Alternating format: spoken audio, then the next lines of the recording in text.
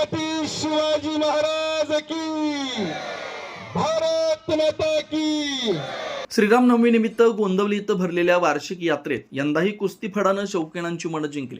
परंपरा जपत गोंदवलेकरांनी ग्रामीण मल्लांना प्रोत्साहन देत नवचैतन्य हायस्कूलच्या पटांगणात हा भव्य आखाडा उभारला। श्रीराम नवमी ही गोंदवल्याची वार्षिक यात्रा म्हणून ओळखली जाते आणि या यात्रेत ग्रामस्थ मोठ्या उत्साहानं सहभागी होतात। गुढीपाडव्याच्या बैठकीत यात्रेची रूपरेषा ठरवून यंदाही कुस्त्यांचं फड भरवण्याचा निर्णय घेण्यात आला।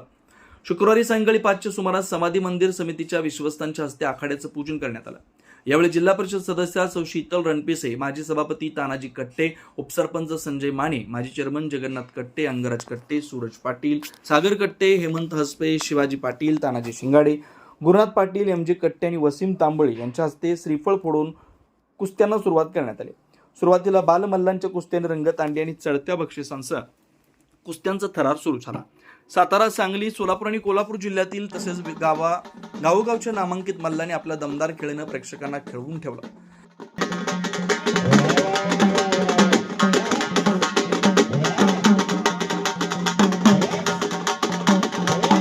मानाच्या कुस्तीत पैलवान गणेश दिडवाग यांनी घिस्सा डावावर रियाज मुलानी यांना पराभूत करत आखाड्यात जल्लोष उसळवला।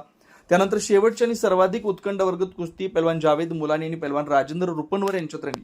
या रंगतदार लढती दरम्यान प्रेक्षकांनी अक्षरशः श्वास रोखून धरला होता। अखेर कुस्ती गुणांवर निर्णित झाली आणि पैलवान राजेंद्र रुपनवर यांनी विजय मिळवत अंतिम बाजी मारली।